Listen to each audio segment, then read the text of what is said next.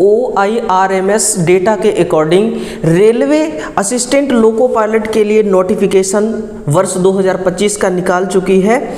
और इस बार की जो वैकेंसी है पिछले नोटिफिकेशन यानी कि वर्ष 2024 में जो लगभग 6000 पदों पर वैकेंसी थी, उसके अकॉर्डिंग यहाँ पर अगर वैकेंसी की संख्या देखी जाए तो 9970 है। तो जब भी रेलवे वैकेंसी निकालती है, नोटिफिकेशन जारी करता है, तो फिर OIRMS जो कि एक मैनेजमेंट सिस्टम होता है ना, indenting and recruitment management system, ये एक डेटा देता है रेलवे को और रेलवे इसी के अकॉर्डिंग ये अपना नोटिफिकेशन को जारी करता है। तो नोटिफिकेशन जारी हो चुका है, 19 मार्च 2025 की ये नोटिफिकेशन है। हालांकि अभी इसमें ये मेंशन नहीं किया गया है कि जोन वाइज है ना जो वैकेंसियां आई हुई हैं तो उसमें कैटेगरी वाइज वैकेंसी कितनी है, तो वो भी डेटा बहुत ही जल्द, वो भी नोटिफिकेशन जल्द ही आपको देखने को मिलेगा। यहाँ से देखिए, ये जो वैकेंसी है असिस्टेंट लोको पायलट की है और ये वैकेंसी उन लोगों के लिए सबसे ज़्यादा फायदेमंद है जिनका 2024 की भर्ती में नहीं हो पाया है। और वैसे भी वो भर्ती अभी पेंडिंग में चल रही है, रनिंग में चल रही है। CBT 1 हुआ है, CBT 2 का एग्ज़ाम कैंसिल हो चुका है, अब नया एग्ज़ाम डेट भी अभी डेट जारी हो चुका है लेकिन अभी एग्ज़ाम तो कैंसिल ही है, ठीक है ना। तो जिनका CBT 1 का क्लियर नहीं हो पाया, CBT 2 के लिए नहीं जा पाए, जो रेलवे लोको पायलट नहीं बन पाए, ठीक है ना, उनके लिए एक बढ़िया ऑफर है, एक अच्छा अवसर है। तो देख लीजिए आप लोग, यहाँ पर जो वैकेंसियाँ आई हुई है सेंट्रल रेलवे की वैकेंसी है, देखिए सेंट्रल रेलवे में है 376 पद, ईस्ट सेंट्रल रेलवे में आपका 700 है ना, ईस्ट कोस्ट में है 1461। तो इसी प्रकार से आप देखिएगा ये टोटल नंबर ऑफ वैकेंसी आपकी हो जाती है 9970, यानी कि लगभग 10,000 वैकेंसी।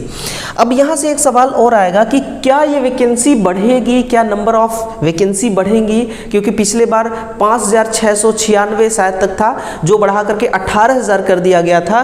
तो क्या ये 9970 वैकेंसी वाली भी ये नोटिफिकेशन जो आई हुई है ये भी सीटें बढ़ेंगी या फिर नहीं बढ़ेंगी, ये बाद की बातें हैं दोस्तों, इसको हम बाद में देखेंगे। अभी फिलहाल देखिए यहाँ पर साइन भी यानी कि ऑथोराइज्ड हो चुका है, ये बिल्कुल फेक नहीं ओरिजिनल है, ठीक है ना। अब चलिए उन छात्रों के लिए जो लोको पायलट की वैकेंसी में फर्स्ट टाइम आना चाहते हैं उनके लिए कुछ जानकारी मैं देना चाहूँगा।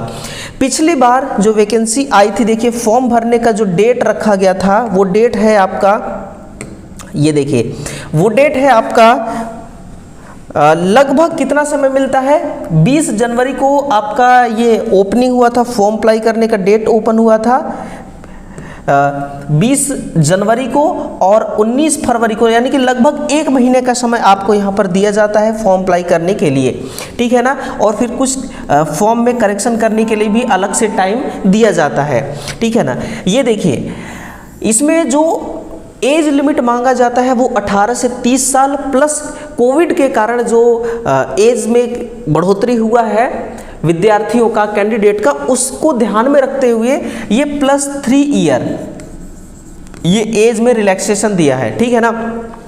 और इसमें जो मेडिकल स्टैंडर्ड मांगा जाता है वो A1 होना चाहिए। A1 का मतलब होता है रेलवे में कि भाई सब कुछ आप फिट हो, है ना, मेडिकली सब कुछ आप फिट हो, ना आपके आंख में चश्मा लगा होना चाहिए।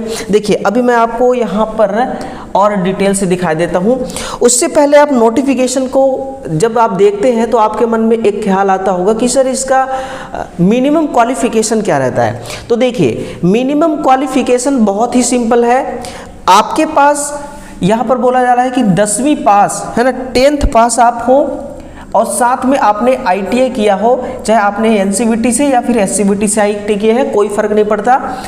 फिटर वाले इलेक्ट्रीशियन, इंस्ट्रूमेंटल, है ना, मैकेनिक, मिलरेट हो गया, मेंटेनेंस मैकेनिक हो गया और मैकेनिक RAC वाले हो गए, इलेक्ट्रॉनिक मैकेनिक हो गया, mechanic motor vehicle, wireman, tractor mechanic, armature and coil winder, mechanic diesel, heat engine Turner, machinist, refrigerator and air conditioning. In trade से अगर आपने ITI किया है तो फॉर्म को भर सकते हैं, या फिर अगर आपने ITI नहीं किया है लेकिन इनमें से किसी भी एक ट्रेड से आपका अप्रेंटिसशिप है और प्लस 10th पास है तो भी आप फॉर्म को भर सकते हैं, या फिर आपके पास 10वीं होना चाहिए और 3 ईयर का डिप्लोमा होना चाहिए तो भी आप फॉर्म को भर सकते हैं। तो लोको पायलट भरने के लिए, लोको पायलट में फॉर्म भरने के लिए 3 क्वालिफिकेशन में कोई सा भी एक आपके पास होना जरूरी है। ठीक है, ये देखिए जो A1 आपका मेडिकल स्टैंडर्ड होता है वो कह रहा है कि फिजिकली फिट हो आप, है ना, डिस्टेंस विजन ये होना चाहिए, ठीक है ना, और नियर विजन ये मांगा जाता है, और must pass test for colour vision, binocular vision और field of vision, night vision, mesopic vision, है ना। ये सारी चीज़ें आपको, अगर आप क्लियर है इससे, मेडिकली फिट है तो ही फॉर्म को भरिएगा। अगर आप मान लीजिए कि आपके आंखों में चश्मा लगता है तो फिर आप बिल्कुल भी फॉर्म को नहीं भर सकते हैं, ठीक है ना। ये चीज़ें होती हैं। एज में रिलैक्सेशन भी मिलता है इसमें, ST SC वालों को 5 साल का, OBC को 3 साल का, बाकी अदर जितने भी कैंडिडेट हैं उनको सब कुछ मिलता है। नोटिफिकेशन में सारी चीज़ें वहाँ पर मेंशन की हुई होती है। थोड़ा सा समझिएगा कि रिक्रूटमेंट का जो प्रोसेस होता है वो कैसे कैसे होता है। पहले तो आपका CBT 1 होता है, फिर आपका CBT 2 होगा। CBT 1 जब आप क्वालिफाई कर जाएंगे तब CBT 2 के लिए आपको इनवाइट किया जाएगा। फिर आपका CBAT टेस्ट होता है ना, कंप्यूटर बेस्ड एप्टीट्यूड टेस्ट होता है, उसमें भी आपको पास होना बेहद ही ज़रूरी होता है। इसके बाद होता है DV और सबसे लास्ट में होता है आपका मेडिकल एग्जामिनेशन। ये 5 स्टेज में ये वैकेंसी कंप्लीट हो जाती है। और लोको पायलट जो होता है दोस्तों, अगर आपको कोई इस प्रकार का झांसा दे, है ना, कि हम आपका करवा सकते हैं और उस बात पर आपसे कुछ पैसे ठगी करने की कोशिश करें तो आप इस बहकावे में मत आइएगा, क्योंकि रेलवे में ये सारी चीज़ें नहीं चलती हैं, है ना। ये सभी इंफॉर्मेशन उन छात्रों के लिए था जो रेलवे में पहली बार फॉर्म को अप्लाई करेंगे और जिनको नहीं पता वाकई में कि रेलवे में जो लोको पायलट होता है उस वैकेंसी का क्या प्रोसेस होता है, ठीक है। तो इसमें फॉर्म कब से अप्लाई करना है अभी तक डेट नहीं आया हुआ है। जब भी फुल नोटिफिकेशन आएगा तो ज़रूर हम आपको वो इन्फॉर्मेशन भी देंगे, इसलिए हमारे टच में रहिएगा। यानी कि चैनल को आप सब्सक्राइब अभी कर लीजिए, सेशन को लाइक ज़रूर कीजिएगा और शेयर अपने साथियों के साथ ज़रूर कीजिएगा। मिलते हैं अगले सेशन में दोस्तों, तब तक के लिए okay, bye bye, take care.